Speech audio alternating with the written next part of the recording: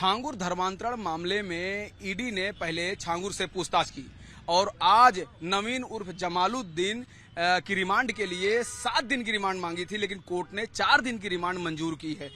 हालांकि मैंने बातचीत करने की कोशिश की नवीन से कि नवीन तुम्हारा इस पूरे मामले में क्या लेना देना है, तो नवीन ने 2 व्यक्तियों का नाम लिया, 2 शख्स का नाम लिया। और जब छांगुर कोर्ट में आया था तो छांगुर ने भी 3 व्यक्तियों का नाम लिया था। हालांकि अब पुलिस का मैटर है कि आरोपी जिनका नाम ले रहे हैं उनसे पुलिस पूछताछ करेगी नहीं करेगी।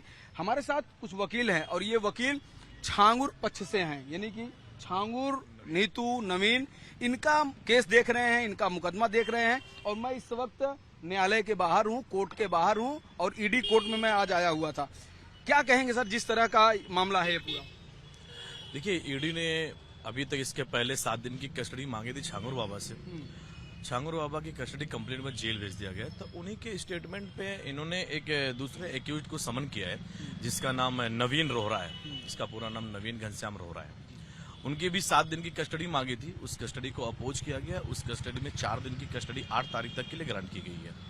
इसमें सर कुछ और नए नाम आ रहे हैं, क्योंकि पूछताछ में कभी कभी कड़ियां जुड़ती हैं। क्या कुछ ईडी को मिला है इनसे बातचीत में? देखिए, इन्वेस्टिगेशन तो अभी पेंडिंग है, तो अभी इसके बारे में नहीं कहा जा सकता है।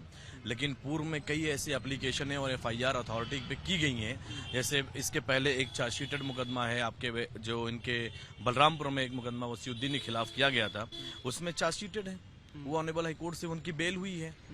और जो ये दूसरे एक मोहम्मद अहमद है, उनके खिलाफ भी इन लोगों ने अथॉरिटी को एप्लीकेशन दिया था। तो ये मिला करके अपने सिर्फ एक डिस्प्यूट है, पैसे का लेन देन का है, जो इतना आज हाइप बना दिया गया है। जी क्या कहेंगे, क्योंकि ईडी पहले छांगुर को ले जाती है, उसके बाद आज नवीन को ले जाती है। दोनों ने कुछ नाम लिए हैं। जब मीडिया उनसे बातचीत करने की कोशिश करती है तो उन नाम का क्या कनेक्शन है? अब देखिए, अगर नाम ले रहे हैं, छांगुर भी ले रहे हैं, नवीन भी ले रहे हैं, तो उनकी ये जांच का विषय है। उनको इग्नोर क्यों किया जा रहा है? बार बार नाम क्यों लिया जा रहा है? मोहम्मद अहमद का जो भी है, अगर उनका एक एग्रीमेंट है, पैसे लिए हैं नवीन से, तो पैसे क्यों लिए हैं? और पैसे अगर लिए भी थे किसी बिजनेस के लिए या दोनों पार्टनर भी थे, तो अगर विवाद चल रहा है तो पैसे वापस भी नहीं किए। बड़ी बात यह है कि इन लोगों का नाम इस पूरे मैटर में बराबर आ रहा है, लेकिन इनकी गिरफ्तारियां क्यों नहीं हो रही हैं? देखिए, ये तो अथॉरिटी की जिम्मेदारी है कि उसको अरेस्ट करे, उसके खिलाफ इन्वेस्टिगेशन इनिशिएट करे। अगर अभी तक अथॉरिटी ने उसके खिलाफ इन्वेस्टिगेट नहीं किया है तो ये तो स्टेट का मैटर है। स्टेट के ऊपर एक कलंक है कि अभी तक इन्होंने, एक आदमी चिल्ला चिल्ला के ये बात कर रहा है और सरकार से मदद नहीं मांगी, किससे मदद मांगेगा? और एक सवाल और बनता है, आपने देखा होगा कि सीजीएम कोर्ट के बाबू भी अरेस्ट हैं, उनसे भी जो एटीएस से पूछताछ कर रही है। साथ ही लोकल पुलिस पे भी बहुत आरोप लगे हैं। किसी के ऊपर बड़ी कार्रवाई नहीं हुई इस पूरे मामले में? देखिए, इन्वेस्टिगेशन अभी एटीएस की पेंडिंग है। हमारा कनेक्शन किससे एस्टेब्लिश है, कहां तक एस्टेब्लिश है, ये तो हमारे अगेंस्ट अगर चार्जशीट फाइल होगी फिर हम बता सकते हैं। और अभी इन्वेस्टिगेशन के दौरान कुछ भी कह पाना तो मुश्किल काम है।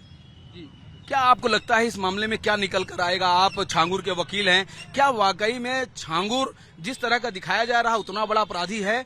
या नवीन और नीतू का क्या कनेक्शन? अपने आप को 7वीं पास बताते हैं, यूएई में उनका पूरा मामला है, चाहे उनका पासपोर्ट का मामला हो, चाहे वीजा का मामला हो, चाहे वो कंपनियों, बड़ी बड़ी कंपनियों में उनका कनेक्शन है। तो आप क्या कहेंगे? देखिए, पहली बात तो वो लोग पढ़े लिखे लोग हैं। एक नवीन तो इंजीनियर है और उसकी वाइफ जो है सीए है। तो जो भी बोल रहे हैं कि 7वीं फेल है, ये गलत है। और जहां तक मेरे जो एज अ वकील जो मेरे समझ में आया है, इनको फंसाया गया है।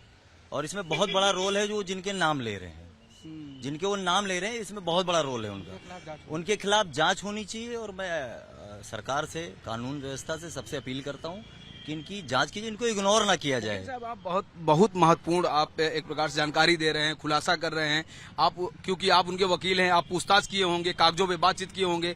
आखिर 7वीं पास ये एफआईआर में भी लिखा है, एटीएस को भी बता रहा है, ऐसा ही कर क्यों रहा है? अब ये तो मैं नहीं बता सकता हूँ, क्योंकि देखिए उन्होंने ऐसा, ये जो एफआईआर में लिखा है हम लोगों जो हम लोग जानकारी, लेकिन उसमें ना नीतू ने ना नवीन ने कहीं पर उन्होंने नहीं कहा कि मैं 7वीं पास हूँ। ये तो प्रोसिक्यूशन ने कहा। ये विवेचक या एफआईआर जिन्होंने कराई अपने से ही चल रहा है। ये अब जिन लोगों के भी बयान लेकर उन लोगों ने एफआईआर दर्ज की है, जो लोकल लोगों ने उनको बताया कि ये 7वीं पास है, उन्होंने खुद से कहीं नहीं कहा कि मैं 7वीं पास हूँ। क्योंकि जिस तरह का मामला निकल कर आया 19-19 बार यूएई जाना, बड़ी बड़ी कंपनियों से ताल्लुकात रखना, ये सामान्य आदमी नहीं कर सकता। क्यों सर? 19 बार जाना, 20 बार जाना, जब उनका खुद का इंडो गल्फ बिजनेस था तो आना जाना तो एक आम सी बात है। वहाँ के वो रहने वाले थे, वहाँ रह रहे हैं। 7वीं पास की थ्योरी गलत है। बिल्कुल गलत है, बिल्कुल। देखिए, ऐसा हो ये नहीं सकता। एटीएस की एफआईआर में वादी ने इस बात को जिक्र किया कि वो 7वीं फेल है, जबकि वो दोनों एक सीए है और एक इंजीनियर है। बहुत बड़ा खुलासा आप रिपब्लिक भारत में कर रहे हैं। बहुत सी ऐसी चीजें हैं, बहुत सी ऐसी चीजें हैं, जब इन्वेस्टिगेशन कंप्लीट होगी तो बहुत सी सारी चीजें आएंगी। और हम अगर इसको निष्पक्ष जांच किया जाना चाहिए, इसमें जिस का भी इन्वॉल्वमेंट है उन सब के खिलाफ इन्वेस्टिगेशन इनिशिएट करना चाहिए। सर, ये धर्मांतरण का निकला है, कुछ बोलेंगे आप? क्या आपको यकीन था कि उतरौला का इतना नाम हो जाएगा? नहीं, मुझे नहीं लगता कि ये धर्मांतरण का मामला है। जैसा कि छांगुर बाबा खुद ही चिल्लाकर कह रहे हैं, तो सरकार को उस दृष्टिकोण से भी देखना चाहिए। मेरा बस यही अपील सरकार से। क्या कहेंगे? जो आप खुलासा करें तो बड़ी बात है। देखिए, एजेंसियां भी अभी नहीं साफ कर पाई जो आप बता रहे हैं। देखिए, इसमें छांगुर बाबा, नवीन या नीतू, इन सबको मोहरा बनाया गया और एक काल्पनिक कहानी बनाई गई जिसका इन लोग से कोई लेना देना नहीं। ये लोग अपनी एक लाइफ को जी रहे थे। इन्होंने एक नंबर का पैसा है इसका, नवीन का, इसकी कंपनियां थी। ये सन 2000 से दुबई में है, शिपिंग कंपनी है इसकी बीवी भी पढ़ी लिखी है, ये भी पढ़ा लिखा है। अच्छा भाई साहब, एक सवाल मेरे मन में भी उठता है। हम चूंकि काफी कवर किए, ये दोनों पढ़े लिखे लोग हैं, काफी ये लोग अपने जीवन में सक्सेस रहे हैं। अब क्या कारण रहा यहाँ आने का हमें नहीं पता है, लेकिन बच्ची को शिक्षा के अधिकार से वंचित किए रहे, बेटी को अपने शिक्षा नहीं दे रहे हैं, जिसका जिक्र है सिंगल बेटी। क्या कहेंगे? आप कैसे कह सकते हैं कि उसको शिक्षा नहीं मिला? ये कैसे कह सकते हैं कि आपको शिक्षा नहीं मिला? वो बच्ची हिंदी नहीं जानती, सिर्फ इंग्लिश बोलती है, उसे कॉन्वेंट की स्कूलिंग हुई है। आप कैसे कह सकते हैं शिक्षा से वंचित? पढ़ाई जारी है? बिल्कुल जारी है। यहाँ उतरौला में और कहीं? अब ये बता नहीं सकते हम, क्योंकि भाई उसकी सुरक्षा की दृष्टि से देख करके हम उसको डिस्क्लोज नहीं कर सकते। यानी वो पढ़ी लिखी पढ़ी लिखी है। बाप अगर उसका माँ इंजीनियर है, माँ उसकी सीए है, बाप इंजीनियर है, आप ये कैसे कह सकते हैं कि अपनी औलाद को पढ़ाई लिखाई की नहीं? ये तो सिर्फ एक काल्पनिक कहानियां हैं कि ये पूरी इंटायर एफआईआर अगर आप देखेंगे एटीएस की, आपको ये खुद मालूम चलेगा ये पूरी तरीके फिक्शन है। बड़ी बात आप कह रहे हैं। क्या कहना चाहेंगे आप उस पूरे केस से संबंधित? सर, इस केस से संबंधित ये है कि छांगुर बाबा और जो भी दीगर नवीन और नीतू हैं, इनको गलत फंसाया गया है। इनके ऊपर जो भी एलिगेशन लगाया गया है वो फर्जी एलिगेशन है। ढंग से जांच होनी चाहिए, ढंग से और निष्पक्ष जांच होना चाहिए। जो भी इन्वॉल्वमेंट है जिनका उनके ऊपर जांच होना चाहिए। सरकार से मांग करते हैं कि प्रॉपर इन्वेस्टिगेशन हो और सही तरीके से जो हो उनको दोषियों को सजा दें। जी।